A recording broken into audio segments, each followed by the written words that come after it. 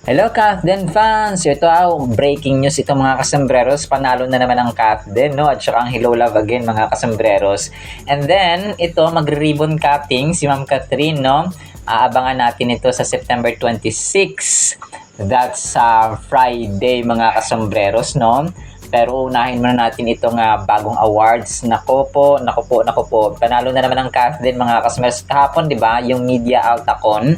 Na Best Actress at saka Best Actor ang Kathden mga kasambreros. Ito na naman mga kasambreros sa Manila Film Critics Circle Awards mga kasambreros tinanghal ng Box Office Circle Awardee. Panalo sila mga kasambreros. Ito ay 8 hours ago. Post nila sa kanilang Facebook page mga kasambreros. Si Ma'am Catherine, Box Office Circle Awards mga kasambreros, and then si Sir Alden ay ganun din po, no? Magkasunod lang silang pinost mga kasambreros sa kanilang Facebook page. So, Box Office Circle Awards mga kasambreros. Tapos, si Sir Alden din ay pinost ito, no, sa kanyang Instagram account bilang appreciation ng pag-acknowledge sa kanilang gawa sa Hello Love Again mga kasambreros. And ito matindi kasi hindi lamang sila ang panalo mga kasambreros sa Hello Love Again.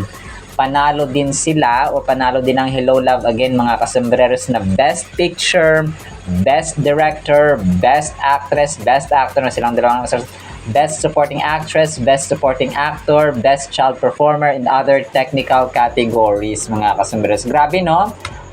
Sabi ng Manila Film Critics Awards or Circle Awards dito, Manila Film Critics Circle Awards Box Office So ABS-CBN. So the winners of the following prestigious categories will be announced on October 11, 2025. So yun po, no. Sa October 11 mga kasambreros ay may aabangan tayo mga kasambreros. Grabe, no? Grabe talagang pinagpapala ang Kathden mga kasambreros kasi kaliwat kanan pa rin ang kanilang awards. Yun naman talaga, no, after ng movie or ng project ay yun yung awarding ceremonies mga kasambreros. So yun po yung epekto ng kanilang hard work talaga. Grabe, no? Congratulations Kathden, ngayon pa lang. And then si Ma'am Catherine po, kung gusto niyo po, magkakaroon po siya ng, ito na, yung business nila mga kasambreros ay magkakaroon sila ng, di ba nagkaroon sila ng opening or ng soft opening noong noong nakarang buwan yata, yun, no, na-vlog ko rin yan mga kasambreros. Or first week yata ng September, if I'm not mistaken. So ito na, magkakaroon sila ng ribbon cutting mga kasambreros, no, sa September 26, 2025. Ito po ay pinamagatan nilang Empolo Manila German Fashion Sanitary Wear Brand mga kasambreros. So para siyang sanitary wear brand mga kasambreros. So para siyang kasi di ba mamimint is yung mga parang bathtubs mga kasambreros, no? So ito yata yon. So ang location ay ito mga kasambreros, makinig po kayo sa E-Square Building, Unit 102, number 4200 Ortigas Avenue sa 1500 Ortigas Avenue, San Juan, Metro Manila. Okay, doon po sila magkakaroon ng ribbon cutting mga kasambreros September 26. So exclusive perks before we open doors mga kasambreros. Para siyang so parang bathtubs, tapos may mga hindi siya kitchen, may bathroom wares. Kasi yun ang sabi dito, sanitary wares mga kasambreros. Ibig sabihin, para mga toilet na mga accessories mga kasambreros. So kasama nga dito yung mga toilet bowl siguro, mga anything na makita mo sa palikuran or sa bathroom or comfort room mga kasambreros. So congratulations, no. So makita natin kung gusto daw ninyo na pumunta doon mga kasambreros, no, sa i-take note nyo na lang po kung malapit kayo sa Ortigas at saka sa San Juan, Metro Manila mga kasambreros. So E-Square Building, Unit 102, 4200 Ortigas Avenue, 1500 Ortigas Avenue, San Juan, Metro Manila. So that's Friday mga kasambreros, ha. Aabangan po natin yan at saka yung mga kaganapan kasi pag nagkakaroon naman ng public appearance si Ma'am Catherine ay marami naman ang na-upload mga kasambreros na mga fans papunta doon. So nagkaroon din ng post si Mami Min, no, sa kanyang Instagram story itong kanilang future business nga mga kasombreros, no? Styling, parang sabi niya dito, excited me, sabing ganon mga kasombreros. So, parang nga siyang anything na makikita natin sa banyo or sa toilet, or toilet room mga kasombreros, or sa bathroom. So, aabangan natin ito ha. So, excited me. Tapos, nakatag dito si Mami Min, si Ma'am Kath, Empolo Manila, and then si Chino Dulo, tapos Mechung. This was posted and reposted by Mami Min mga kasombreros. So, ang kulit, no? Dito, inisip ko rin dito na baka connected din ito sa Scavolini mga kasombreros na Italian. Pero ito naman sa kanila ay parang German style, German wear or sanitary brand wears mga kasombreros. Pero yun po, no, ang kulit ng business nila. So parang dito talagang they invest sa business mga kasombreros. And then ito, so next item natin, si Sir Alden, no? Busy siya sa kakapost ng kanyang bagong movie, na yung trailer nga ulit, no, ng dito ng Out of Order, na available na at mapapanood na sa Netflix sa October 2, no? Only sa Netflix lang siya mapapanood mga kasombreros, hindi sa ibang streaming platforms.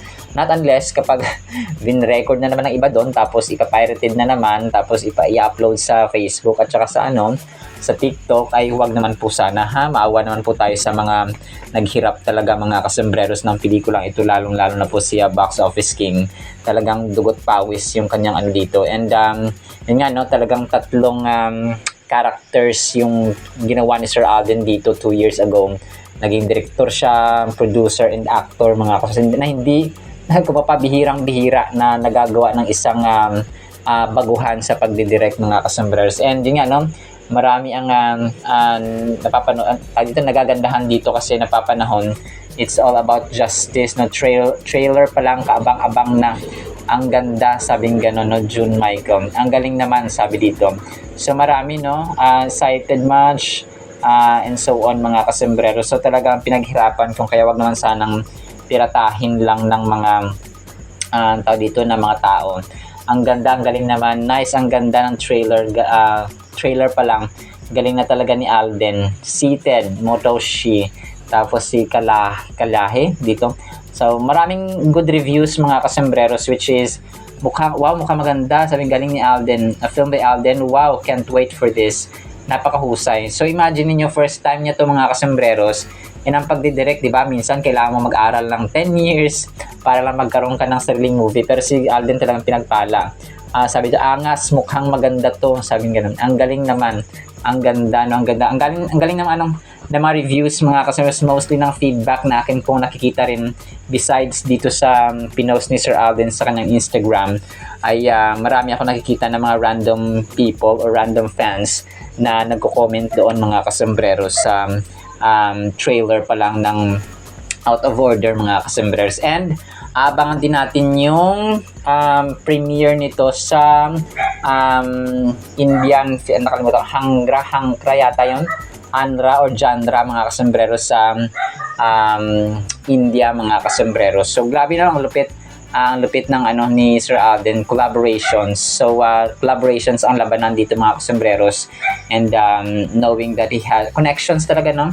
So ang galing, good job Sir Alden. Yan pa lang, we definitely congratulate si Sir Alden, no, sa kanyang kasi hindi basta-basta yung mapapaggawa mo pa lang, at saka pag didirect mga kasombreros. Yung iba nga talagang akong estudyante ka from first year to fourth year hanggang 10 years, no, yung iyong gugugulin para magkaroon ka ng lisensya, para magkaroon ka ng mapapag-direct mga kasombreros na isang pelikula. So yun po. Alright, so yun lang po sa ating Kathden items ha. Sana po ay pakinggan po natin ang Word of God. Today is September 24, 2025. Wednesday na po. Blessed evening po sa bawat isa. Sana po ay pakinggan po natin ang napakagandang salita ng Panginoon. At para po sa ating Word of God ay sobrang unique nito mga kasombreros ha. Ang title natin, Dahil kay Kristo. Romans 15 verses 17 to 18, I, Apostle Paul speaking, have reason to be proud of my work for God. It is because I belong to Christ Jesus So belong siya, no? I can only speak of what Christ has done through me. I have helped the people who are not Jews to obey Him. I have done it by words and by living with them. Ito mga kasembreros ay very unusual ito na si Apostle Paul ay parang may pinagyabang siya, no? Na sabi niya na I have reason to be proud of my work for God. Ano yung emotion na ito mga kasembreros or yung sinabi ni Apostle Paul dito, parang nasaid na siya na parang iniisip ng mga tao na parang wala siyang ginagawa or parang least siya.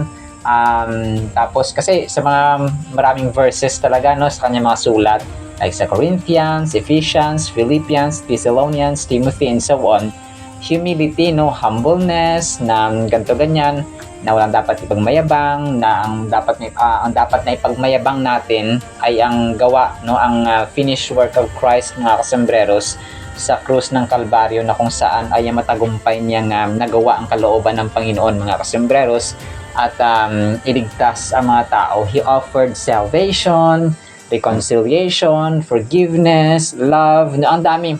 Ang passion of the Christ, yung pagpapako ni Lord Jesus Christ mga kasembreros sa krus ng Kalbaryo ay hindi mo ma-measure, hindi mo maisa-isa yung benefits na kanyang ginawa actually para sa ating mga tao. Only if we realize mga kasembreros deeply, no, yung pag-ibig, yung dakilang reconciliation and forgiveness and patience ng Panginoon mga kasembreros sa atin, ay mamumuhay tayo ng may pananampalataya, pag-ibig at pag-asa mga kasembreros at pananalig sa ating Diyos na buhay, no, through Jesus Christ. So dito sa verse na ito ay sa ibang version ay I have reason to glory, no, or parang magdakila mga kasembreros.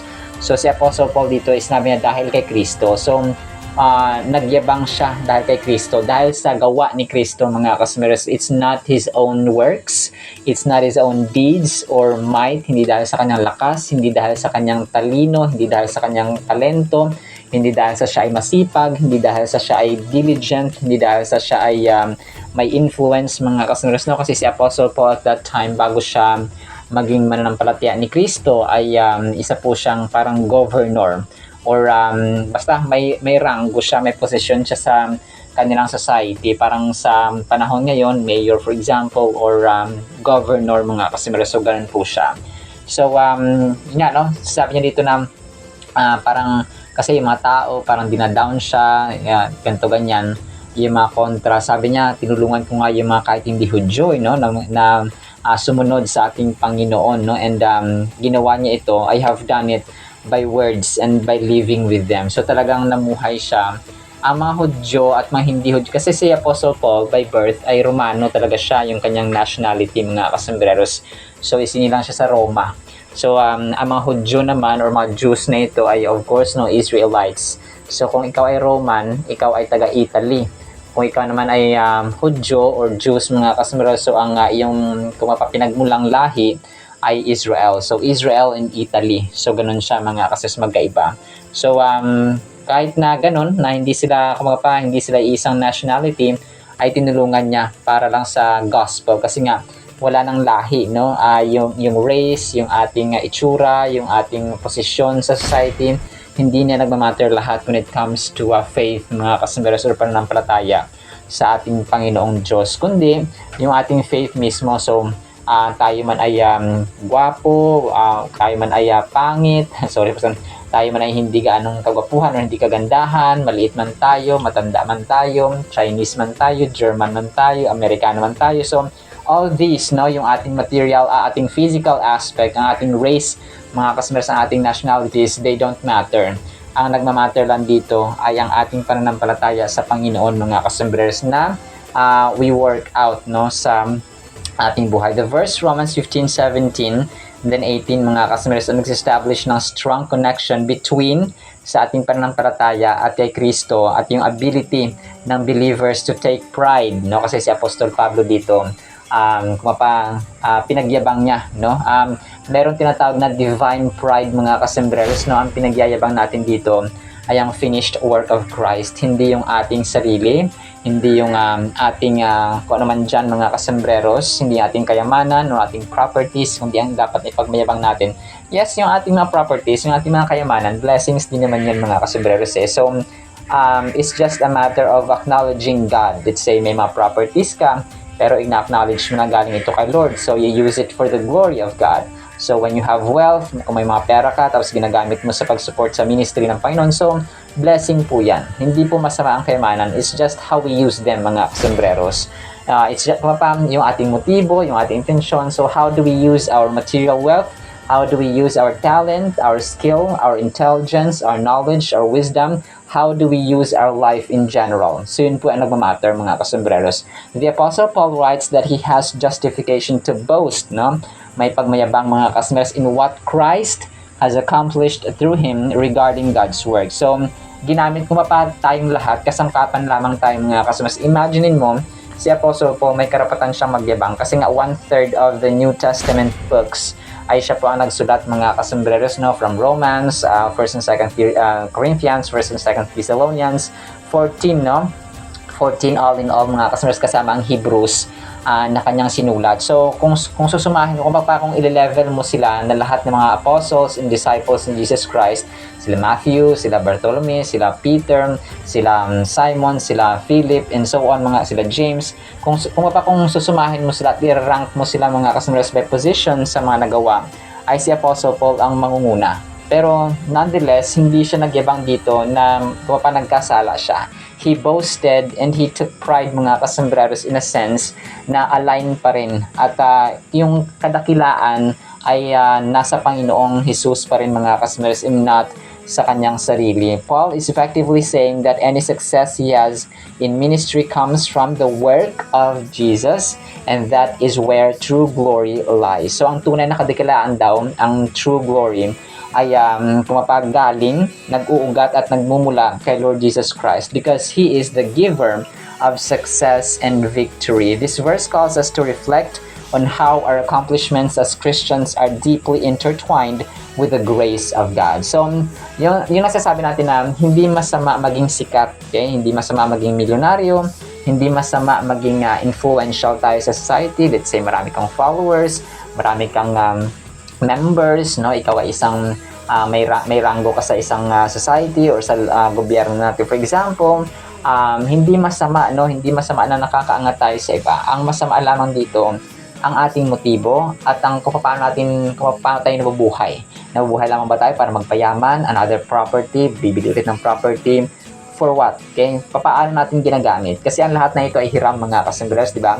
So, ang buhay natin hiram. So, parang pinahiram lang sa atin. Yung ating anak, pinahiram lang din ni Lord. Yung ating asawa, pinahiram ni Lord kasi may time na babawiin sila sa atin. Tayo rin mismo, ang ating buhay ay babawiin ng Diyos sa tamang panahon. Pero, ang tanong dito, paano natin ginamit? Paano natin kasi di ba pag, kunwari, may kapatid ka, no? Binigyan mo ng 5,000 or 1,000, tapos dapat ipang negosyo niya or parang i-invest niya. Paano niya ginamit? So, after 2 years, after 1 year, after 2 months, so ano yung resulta? So parang ganun din sa ating buhay. Paano tayo nabuhay? Paano natin ginamit ang ating buhay sa mundong ito? And paano natin tinrato yung ating anak, asawa, kapatid, and so on? So yun yung nagmamatter. So dapat mamuhay tayo ng pananampalataya talaga mga kasembreros, no? And rooted sa pag-ibig ng ating Panginoon. So kung meron man tayong pagyabang, yun ay dahil kay Kristo. Yun ay si Kristo and His finished work mga kasembreros sa krus ng Kalbaryo. He defeated death. He defeated Satan, mga kasembreros, tinalo niya, and nag-offer pa siya ng grace, ng love, ng reconciliation, ng forgiveness, ng lahat-lahat, no? Lahat ng benefits and eternal salvation. Ito yung may access sa tayo sa heaven. Imagine niyo nung hindi pa dumating si Jesus Christ, pumapa kasi sa kanya yung susi Nasa kanya yung susi ng heaven at ng hell, mga kasembreros. So, kung nasa kanya yung susi, so paano tayo makapasok dito? Okay? So yun siya mga kasus, yung kahalagahan ng pagkamatay ni Jesus Christ. Sarado ang pinto ng heaven sa mga kaluluwa ng mga taong namamatay dati.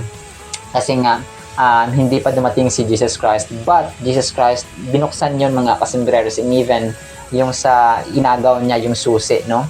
Doon sa impyerno mga kasus, sa dati ay kay Satan. Alam niyo, napakaganda ang pag-aralan itong salita ng Panginoon talaga. Kung kaya ako sa inyo ay buklatin na natin at basahin ang ating mga Biblia sa ating mga tahanan, no? Because apart from it's our spiritual food, ay ito po ay nagbibigay sa atin ng instruction, ng knowledge and wisdom sa ating buhay bilang mga anak ng Diyos. Alright, sinama sa ating Word of God, ha? Nawa po ipagpalain po tayo ng pag-ibig, pananampalataya, pag-asa, and then divine pride na ipagmamalaki natin ang finished work of Christ sa krus ng Kalbaryo. In Jesus' mighty name we pray. Amen and amen. See you sa next segment, mga surisan. Paalam po. I love you.